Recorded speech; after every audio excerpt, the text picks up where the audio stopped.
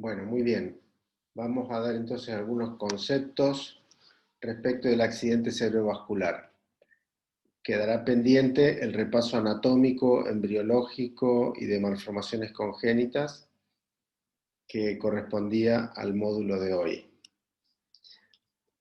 Bueno, el accidente cerebrovascular es una pérdida brusca de las funciones neurológicas que persiste más allá de 24 horas y que en general está vinculada con la interrupción del flujo sanguíneo o por una hemorragia en el parénquima cerebral.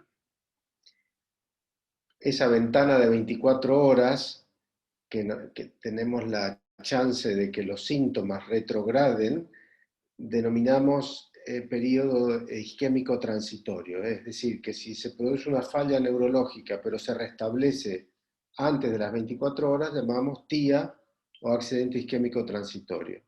Cuando el déficit persiste más allá de las 24 horas y se consolida de alguna manera, denominamos accidente cerebrovascular.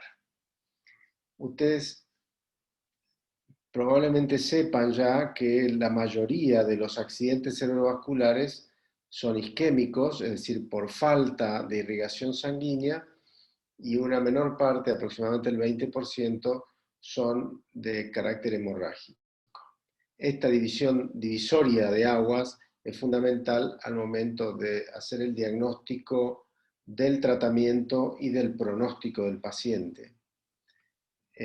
Los accidentes isquémicos pueden producirse porque se obstruye una arteria, porque hay un émbolo que viaja por el torrente circulatorio e impacta en una rama arterial, digamos, endocraniana o cerebral, o puede ser por déficit circulatorio en algunos casos en que hay ya sea hipotensión por hipovolemia, por shock o por algún otro motivo también relacionado este,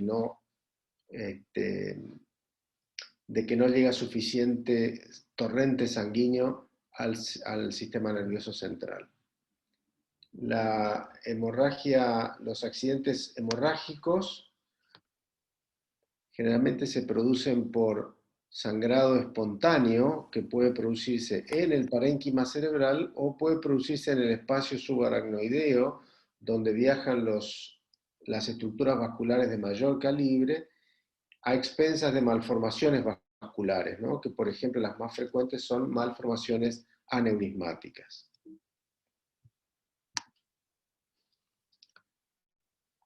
Bueno, el territorio vascular cerebral está dado básicamente por tres grandes arterias, dos distribuidas en dos circuitos, uno anterior y uno posterior. El circuito anterior está constituido por ambas carótidas internas y el circuito posterior por la arteria basilar que surge de la unión de las arterias vertebrales. Entonces, forman en la base del cráneo, un círculo arterial anastomótico o también polígono de Willis. En general están intercomunicadas. Estas variantes de comunicantes posteriores, anteriores, no son iguales en todas las personas y a veces hace de que la compensación de un lado al otro no sea óptima. A su vez, estas arterias se dividen en ramas, se van dicotomizando y a nivel de la base dan estas arterias perforantes que van a ver que después tienen una implicancia clínica interesante, sobre todo en los pacientes hipertensos. Es así que tanto el circuito anterior como posterior tienen territorios asignados que van a irrigar en el parénquima cerebral. Por ejemplo, toda la cara externa del hemisferio cerebral corresponde a la arteria cerebral media, rama de la arteria carótida interna, y la cara interna de casi todo el hemisferio, la región frontal y parietal, corresponde a la rama de la carótida interna que se llama cerebral anterior. En cambio, el lóbulo temporal, occipital y parietal posterior está irrigado básicamente por la arteria cerebral posterior, ¿sí? Rama de la arteria basilar, correspondiente al circuito posterior. Entonces, de acuerdo a la topografía de la lesión, podemos inferir rápidamente a qué territorio vascular corresponde, a qué arteria, cuál es la arteria que estaría afectada. ¿Mm? Acá tenemos en rojo entonces la arteria cerebral media, azul la arteria cerebral anterior, en verde, este verde medio pálido, la arteria cerebral posterior, y acá hay un sector de la arteria coroidea anterior, rama de la carótida interna. Bueno, seguimos. Cuando se produce una isquemia cerebral, hay una serie de signos que se van a producir en función del tiempo y está en nosotros tratar de percibir esos signos para hacer un diagnóstico lo más precoz posible. Entonces, vamos a ver algunos signos como el signo de la arteria cerebral media hiperdensa, que se debe a que se enlentece tanto, se ralentiza tanto el flujo dentro de la arteria, que ustedes saben que la sangre tiene una densidad alta, entonces al no circular con la velocidad adecuada, ese vaso se ve hiperdenso. La hipodensidad de la sustancia gris hace que se desdiferencie la sustancia gris de la blanca, ¿sí? Y entonces se ve muy homogéneo, no se puede diferenciar gris de blanco. Eso es por edema citotóxico. Lo vamos a explicar ahora en un ratito eso. El signo del ribete insular es parecido, donde se desdiferencia la sustancia gris de la cápsula externa y cápsula extrema y la corteza insular. Y finalmente, el borramiento de los surcos y cisuras de la convexidad. Vamos a dar algunos ejemplos. Acá tenemos, normalmente en una tomografía de cráneo como es esta, nosotros no vemos con tanta densidad la arteria cerebral media que es esta, ¿sí? Entonces cuando uno ve esta tan denso en un paciente con una clínica de ictus, tiene que sospechar en la posibilidad de una trombosis de la arteria cerebral media. Ustedes fíjense que esto es tan precoz que todavía no hay cambios en la sustancia gris de la corteza, sustancia blanca subcortical, acá se ve parte del núcleo caudado. ¿Ven cómo en tomografía se diferencia muy bien lo que es gris de lo que es blanco? ¿Qué ocurre cuando se produce un infarto? Cuando se produce un infarto, la sustancia gris, que son neuronas, la sustancia gris deja de funcionar la bomba sodio-potasio de la membrana celular, entonces se acumula agua dentro de la neurona, eso produce un edema, por eso se llama edema citotóxico, ¿sí? Porque deja de funcionar la bomba que es ATP dependiente, al no tener oxígeno no puede funcionar. Al tener más agua, la célula se hincha, se edematiza y baja la densidad. Ustedes saben que el agua baja la densidad. Entonces, esa sustancia gris que normalmente se ve con una densidad un poquito más alta que la blanca, pierde esas características, ¿sí? Vamos a ver si hay algún ejemplo. Acá se puede ver, ¿eh? Acá veo sustancia gris del núcleo lenticular, sustancia gris de la corteza insular, y sin embargo acá esta sustancia gris, tanto de la cápsula del antemuro como de la corteza insular, pierden sus características. Eso es el edema, por edema citotóxico. Entonces, son signos muy precoces que hay que estar muy atentos y donde predomina la clínica del paciente, la clínica que está con un déficit neurológico agudo. Entonces mencionamos la arteria cerebral hiperdensa, la desdiferenciación de la sustancia gris y sustancia blanca, y cuando el accidente cerebrovascular, el infarto cerebral se consolida a lo largo de las horas, y ya pasaron más de 24 horas, se ve realmente un área hipodensa, un área hipodensa. a medida que pasan las horas, el edema va a ser más creciente, por lo tanto la hipodensidad va a ir aumentando y también consiguientemente el efecto de masa. El edema va a hacer que se vayan desplazando las estructuras anatómicas vecinas. Como ustedes pueden observar, en esta región, que sería, esto es lóbulo frontal, todo esto es lóbulo frontal, acá está parte del lóbulo temporal, y acá ya si vamos subiendo hacia la parte más alta del cerebro, esto se va a convertir más atrás acá en el lóbulo parietal. Entonces acá podemos decir que en una región frontal derecha hay un área hipodensa de límites bastante bien definidos. Acá termina y acá se ve un límite bastante definido. El infarto tiene esas características. Como es un territorio bien delimitado, entonces tiene un límite bastante neto entre lo que es parénquima sano y parénquima infartada. Acá tenemos otro ejemplo. Esto sería región temporal posterior. Acá está el lóbulo occipital. Estamos en un nivel bastante bajo. Acá se ve parte del valle silviano, línea media, tercer ventrículo, la glándula pineal calcificada, y ustedes pueden observar que hay una asimetría de ambos lados. Acá veo sustancia gris, sustancia blanca, acá veo sustancia gris y acá veo toda un área hipodensa en la cual no diferencio sustancia gris. ¿Por qué? Porque hay un infarto. Hay una lesión isquémica aguda, cuando está hasta los 7 primeros días, se denomina etapa aguda, donde se ve bien la hipodensidad. Acá tenemos una afección del territorio vascular del circuito posterior.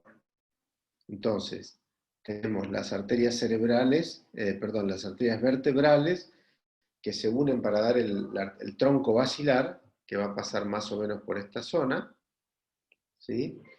Y entonces tenemos ramas, hay 3 ramas principales que irrigan el territorio cerebeloso, las arterias cerebelosas posterior-inferior, anterior-inferior y superior. Entonces acá tenemos una afectación de los 2 hemisferios cerebelosos, o sea que hay un componente vascular importante, seguramente de una rama, o sea, de ambas ramas, ya sea de la arteria posterior inferior, probablemente. ¿Y qué produce? Produce una lesión hipodensa, extensa, y ese edema citotóxico, ¿qué hace? Hace que se expandan las estructuras y entonces no se ve cuarto ventrículo, no se ven las cisternas peritroncales, acá apenas se ve, fíjense cómo está desplazado, acá el cuarto ventrículo se ve deformado, el cuarto habitualmente es cuadradito, acá se ve como si fuese un triángulo. Acá prácticamente no se ve. Esta lesión es muy severa y puede comprometer la vida del paciente. Ustedes saben que en el tronco cerebral, en el tronco encefálico, en la región del bulbo están los centros vitales, tanto cardiovasculares como respiratorios, y eso puede producir que este paciente pueda sufrir un paro cardiorrespiratorio si no se actúa con premura.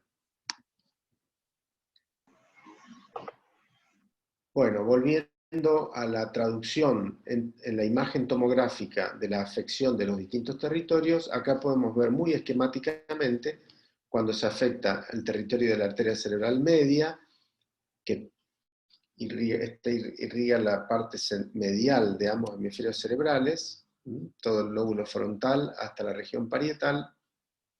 La arteria cerebral media, prácticamente más de la mitad del hemisferio cerebral, y la arteria cerebral posterior, la parte medial y posterior y basal del lóbulo occipital y lóbulos temporales. O sea, creo que en esta diapositiva queda muy claro que los territorios son terminales, ¿sí? La circulación cerebral es terminal, entonces cuando se tapa una arteria, es muy raro, puede haber, pero no es lo habitual que sea esa circulación suplida por una colateral, salvo los casos de excepción, cuando hay buenas comunicantes anteriores o posteriores, se puede suplir, pero en general decimos que el territorio cerebral, la irrigación es de carácter terminal. ¿Mm? Muy bien, seguimos. ¿Qué pasa con la resonancia? Eh, la resonancia tiene una ventaja sobre la tomografía, que es que me permite identificar mucho más precozmente los cambios citotóxicos producidos por el infarto o por la isquemia aguda. Hay una secuencia en resonancia que se llama secuencia de difusión. ¿Mm? Entonces, ustedes saben que las moléculas de agua se difunden de manera aleatoria en una solución. En este caso la solución sería el citoplasma de la célula. ¿Mm? De manera aleatoria difunden para un lado, para el otro, no tienen una dirección determinada. Cuando por algún motivo, es decir, ustedes saben que la difusión del agua en las células cerebrales no es una difusión, es una difusión facilitada y es una difusión en la cual intervienen mecanismos, como mencioné antes, de bombas de transmembrana. Entonces, cuando por algún motivo la célula deja de trabajar y no puede mandar sodio afuera de la célula y meter potasio, esas moléculas de agua quedan estancadas en un grupo de células que están infartadas y entonces al no difundir, la resonancia las detecta en una etapa muy precoz que se denomina etapa hiperaguda. O sea, dentro de las primeras horas nosotros ya tenemos una señal hiperintensa positiva en la secuencia de difusión. Eso se puede transmitir también en las otras secuencias como esta, que es el T2 del líquido blanco, pero tarda algunas horas más. Fíjense que las lesiones tan pequeñas como estos puntitos blancos hiperintensos en difusión están traduciendo isquemias de pequeño territorio. Lo mismo acá, hay un foco hiperintenso en difusión en la zona frontal derecha, parietal posterior derecha, acá en la región temporoparietal, y acá en la región parietal alta. Es decir, estos pueden ser, por ejemplo, microembolias. Imagínense un paciente con una fibrilación auricular que no está bien anticoagulado, hace pequeños coágulos o trombos dentro de la aurícula, eso viaja por el territorio arterial y puede impactar perfectamente en un territorio cerebral.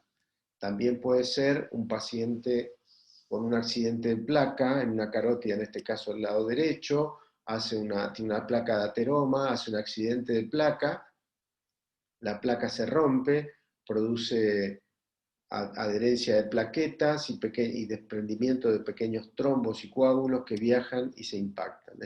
Esa es la etiopatogenia de algunos de estos fenómenos vasculoencefálicos. Pasamos a la hemorragia. La hemorragia, de acuerdo a la localización, puede clasificarse en intracerebral, intraventricular, subaracnoidea, subdural o epidural.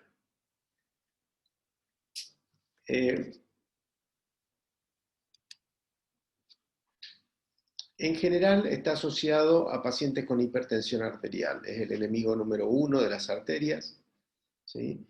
Y esto hace que se manifiesten debilidades congénitas de la pared arterial que se producen como dilataciones saculares, que se llaman aneurismas, que finalmente se rompen y producen un sangrado. Otras veces la malformación ya existe en forma congénita, ¿sí? Y en un momento dado también puede romperse alguna de las estructuras vasculares y producir el sangrado. También puede suceder que, como vimos hace un ratito, un trombo impacta en una arteria cerebral y produce un infarto, ¿sí? El tejido se muere, y cuando se recanaliza, porque en algún momento ese trombo se recanaliza, puede producir que la sangre traspase, vaya hacia este territorio, y como el tejido endotelial está muerto, esa sangre se extravasa al intersticio y produce lo que se denomina esto, transformación hemorrágica de un infarto isquémico. ¿Mm? Puede producirse la hemorragia por traumatismos. Traumatismo puede producir contusiones hemorrágicas y pequeños hematomas intraparenquimatosos. Sería el equivalente de una equimosis por un golpe en la piel, que produce una extravasación sanguínea. El mismo fenómeno se da en el cráneo. Puede haber alteraciones de la coagulación, discrasias sanguíneas, ¿sí? Pacientes ya sea que están anticoagulados o que tienen alteraciones de enfermedades hematológicas. Puede haber alteraciones vasculares como vasculitis, distintos tipos de vasculitis como el moya-moya. Hay otras vasculitis que tienen que ver con las enfermedades del colágeno. También puede haber trombosis venosa, hace que se trombose una vena, entonces el territorio se sigue irrigando por vía arterial y llega un momento en que se produce una extravasación sanguínea. Primero se produce un infarto y después una extravasación sanguínea. Y finalmente los tumores que son hipervascularizados, que pueden sangrar. Esto ya lo hemos visto en otros órganos de la economía. Y vamos a ver algunos ejemplos. Ustedes saben que la sangre en tomografía, cuando recién se extravasa, es hiperdensa. Estamos hablando de 80, 90 unidades Hounsfield. También, cuando inyectamos contraste iodado endovascular, produce una elevación de la densidad dentro de los vasos que se puede medir, 80, 90, 100 unidades Hounsfield. Decíamos que el líquido cefalorraquídeo, que prácticamente tiene la misma densidad del agua, está cercano a cero, y que el hueso de la calota, en este caso, corresponde a una densidad cercana a 1000. Entonces, cuando vemos una hiperdensidad espontánea en el parénquima cerebral, hablamos de la probabilidad o la posibilidad de un hematoma intraparenquimatoso. Acá el hematoma se produce generalmente, el hematoma hipertensivo, en este territorio de los núcleos basales, que tiene que ver con esas arterias perforantes que yo les mencioné. Son arterias que nacen a 90 grados de los troncos arteriales, ramas de las carótidas internas y de las cerebrales posteriores, e irrigan los núcleos basales. Estas arterias se deterioran con la edad, producen degeneración hialina, y ese nivel donde ese origen a 90 grados son lugares o sitios de debilidad que esa arteria en pacientes hipertensos a partir de determinada edad pueden sangrar espontáneamente. Y es así que tenemos un hematoma que involucra acá los núcleos basales, la cápsula interna, produciendo, en este caso, por ejemplo, una hemiplegia del lado derecho.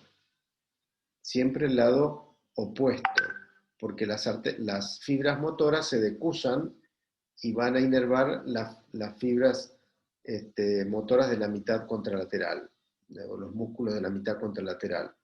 Acá, por ejemplo, tenemos región talámica derecha, y acá tenemos región talámica o tálamo capsular, más extensa, tálamo estriada podría ser, el núcleo estriado sería el lenticular.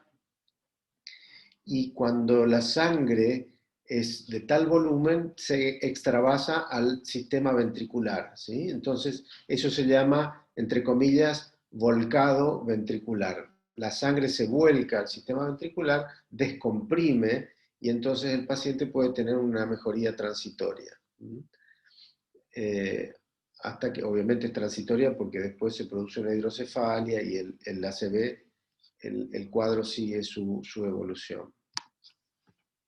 Acá vemos una reconstrucción sagital donde se ve que el hematoma se extravasa al sistema ventricular. Acá se ven estas calcificaciones de los núcleos basales, que también son frecuentes. y acá se ve también en la reconstrucción coronal el compromiso del parénquima. Pueden observar que este ventrículo lateral se ve un poquito más grande y este está colapsado. Por esta sangre empuja las estructuras y produce estas asimetrías.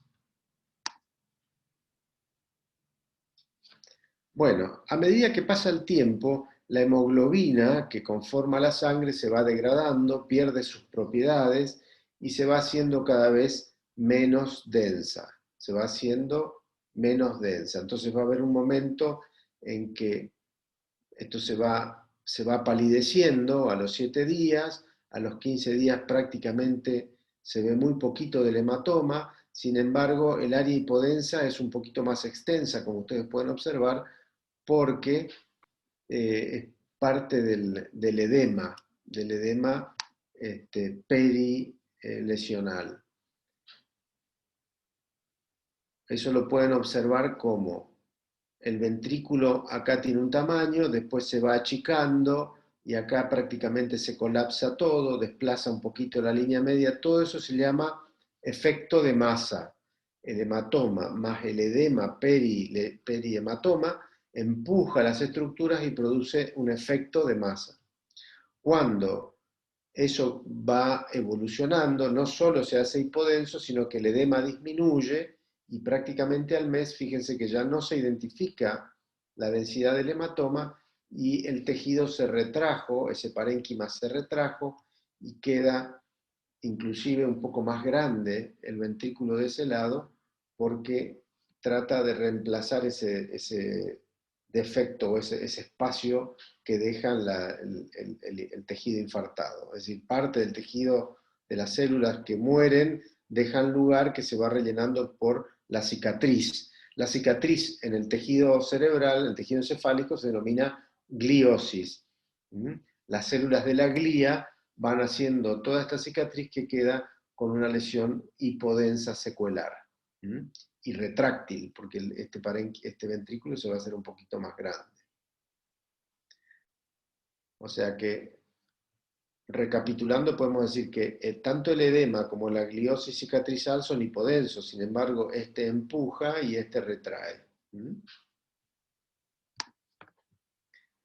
Transformación hemorrágica del infarto. Lo que yo les decía hace un ratito, acá podemos ver en esta tomografía, en la región temporoparietal posterior, un área levemente hipodensa de límites bastante netos, donde yo no veo la diferencia entre sustancia gris y sustancia blanca. Acá veo sustancia gris y sustancia blanca. Sin embargo, en este sector, que se ve hipodenso, corresponde a un infarto. Este infarto, con el correr de los días, pasa lo que yo les mencionaba.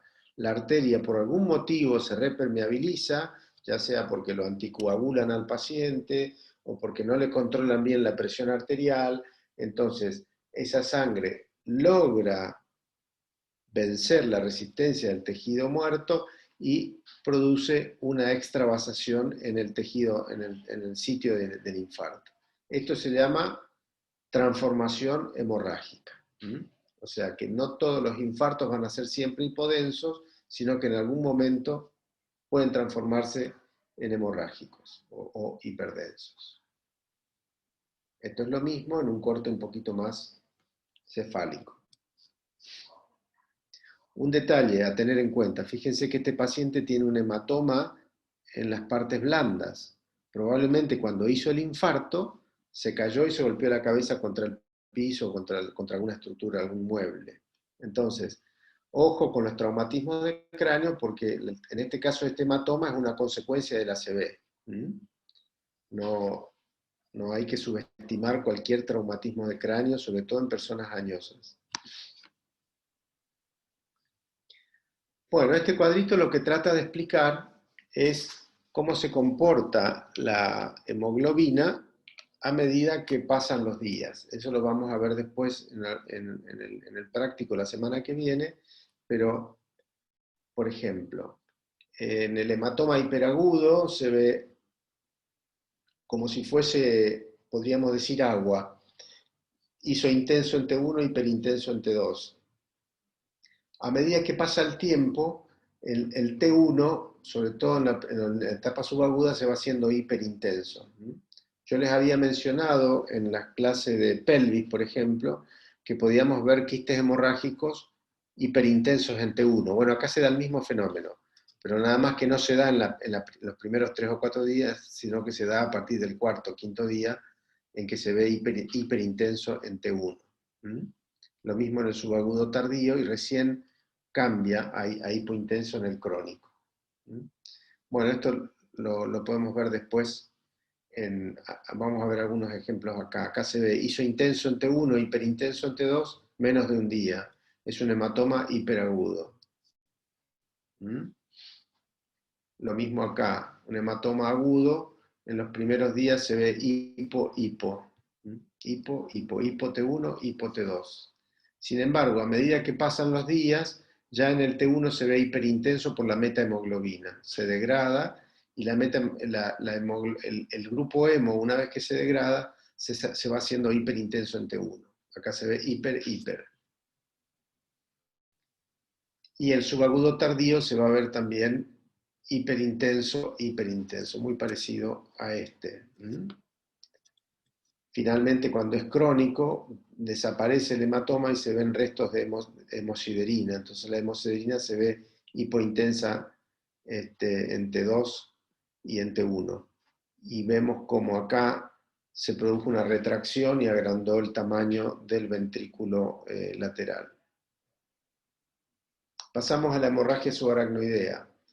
Si ustedes se acuerdan ahora, lo que acabamos de ver hace unos 10-15 minutos, veíamos que el hematoma estaba en el espesor del parénquima, en el caso del hipertensivo. Sin embargo, cuando yo veo la sangre extravasada en el espacio subaracnoideo de la base, de la cisura interhemisférica, o del valle silviano, o de los surcos y cisuras, esa sangre no está dentro del parénquima, sino que está rodeando el cerebro, en el espacio subaracnoideo, donde transcurren las estructuras vasculares. Por eso se llama hemorragia subaracnoidea. Esto habitualmente es sinónimo de ruptura de un aneurisma. Acá vemos mucho más sangre del lado izquierdo, tengo que pensar que el aneurisma está de la mitad para la izquierda. Podría ser un aneurisma en este territorio cerebral medio, por ejemplo. Y acá está la localización más frecuente de los distintos aneurismas. Generalmente tenemos aneurisma comunicante anterior, aneurisma de la arteria comunicante posterior, aneurisma de la arteria de la trifurcación silviana o del valle silviano, aneurisma del tip de la basilar, aneurisma en el origen de la arteria pica, que es la arteria cerebelosa posterior inferior, o aneurisma de la arteria pericallosa. Acá tenemos el aneurisma de la bifurcación de la carótida interna. Todos estos, les diría que los más frecuentes son los más gorditos, que son acá, anterior, posterior y silviano.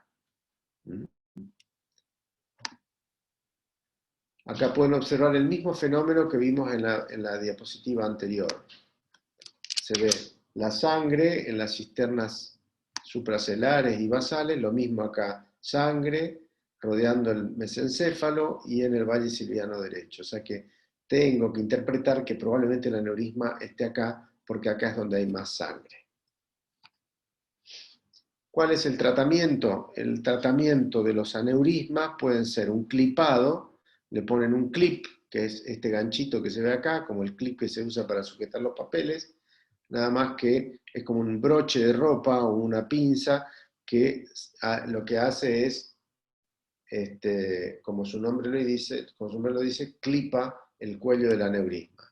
Acá se ve el orificio de la craniotomía, lo desplaquetan al paciente, abren el valle silviano, buscan el aneurisma y lo clipan.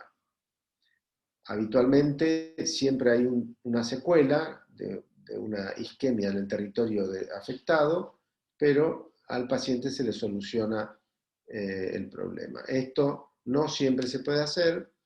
También hay tratamientos endovasculares que entran con un catéter muy finito y embolizan el aneurisma con pequeños coils o resortes chiquititos de metal que tapan y trombosan el aneurisma.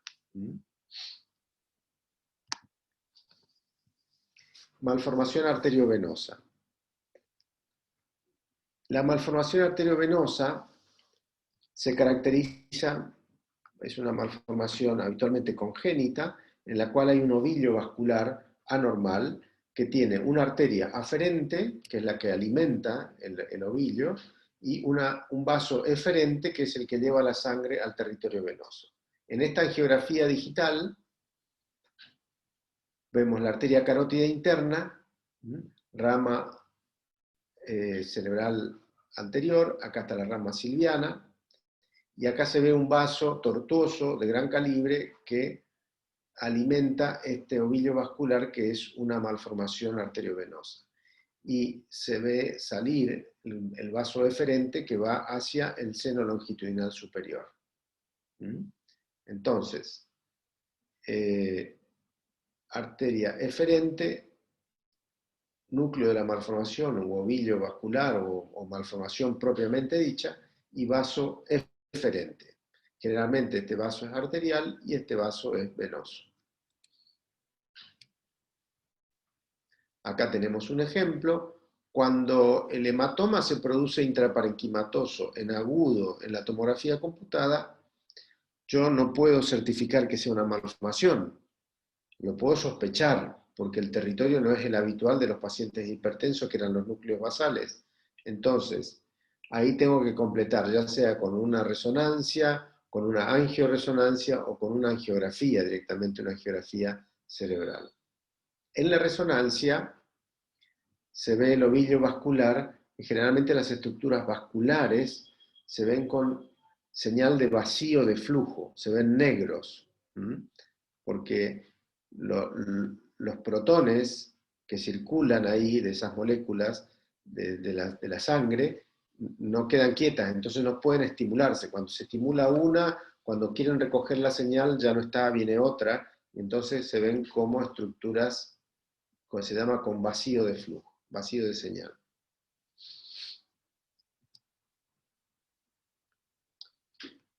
Las malformaciones vasculares pueden clasificarse de acuerdo a la velocidad del flujo que transcurre en ellas, en malformaciones de alto flujo o malformaciones de bajo flujo. Esta es una de las clasificaciones.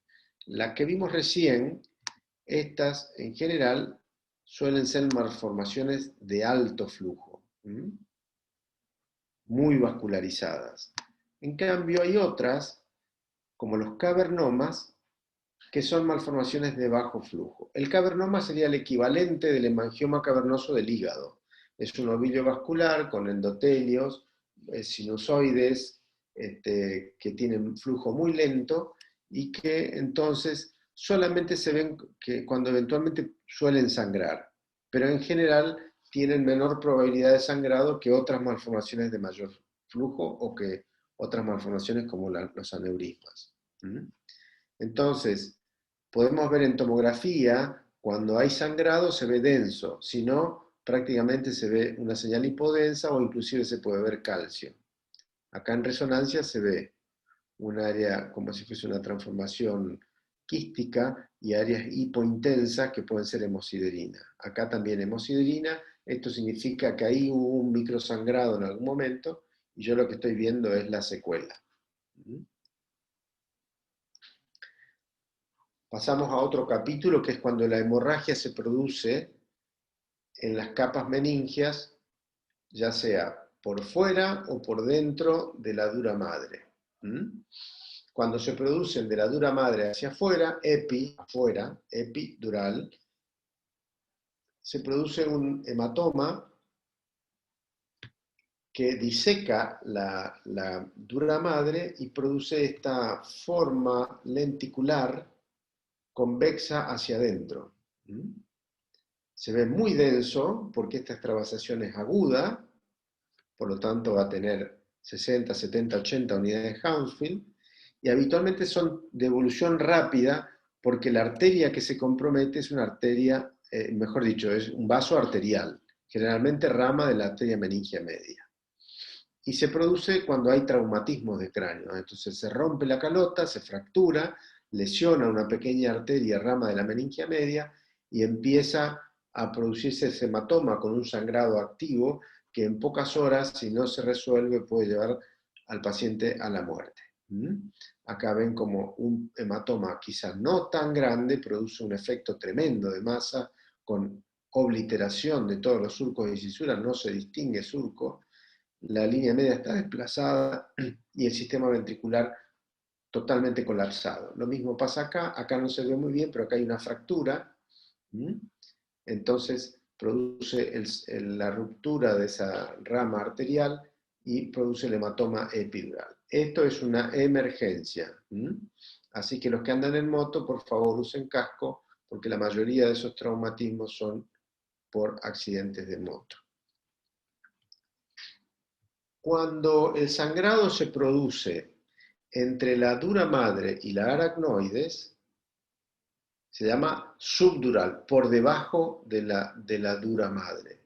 El otro era epi por afuera, este es sub por abajo. Entonces, el hematoma generalmente obedece a la ruptura de alguna vena meningia y por lo tanto el sangrado es mucho más lento y estos llevan semanas o meses de evolución. Cuando es denso, es agudo, y a medida que se va poniendo más antiguo en el tiempo, va perdiendo esa densidad y se va haciendo hipodenso, como en estos sectores, donde muestra esta flecha negra, se va haciendo hipodenso y finalmente se ve una medialuna negra. También son muy grandes, producen mucho efecto de masa, pero estos son, como se producen a lo largo del tiempo en forma muy lenta, los pacientes a veces refieren cefalea, una inestabilidad en la marcha, síntomas inespecíficos, déficit motor leve, y generalmente obedecen a traumas que han tenido de 20 a 30 días previos. Este es un hematoma bastante típico de la tercera edad. Los pacientes añosos se suelen caer, se golpean la cabeza y no pasa nada, pero empiezan con déficit neurológico a las 2-3 semanas, entonces puede ser por un hematoma subdural. Fíjense que los dos, tanto el epidural como el subdural, son dos escenarios completamente distintos. Acá la media luna siempre es cóncava hacia adentro, a diferencia del epidural que es convexa hacia adentro. También tiene mucho efecto de masa, es agudo porque se ve muy densa la sangre. El de la derecha es más agudo que el de la izquierda. Cuando se cronifican, esa hemoglobina se degrada, se va reabsorbiendo por las células de la glía y los macrófagos, y entonces esto se vuelve una media luna hipodensa. A pesar de eso, tiene efecto de masa, por lo cual muchas veces son de resorte quirúrgico. Finalmente, decíamos que algunos sangrados son por discrasia sanguínea, como en los casos de las leucemias, que podría ser este caso, en el cual se producen pequeños focos de sangrado en el parénquima cerebral. Estas imágenes pueden ser, como diagnóstico diferencial, podrían ser también metástasis de melanoma, que se suelen ver también hiperintensas. Bueno, entonces creo que hemos terminado.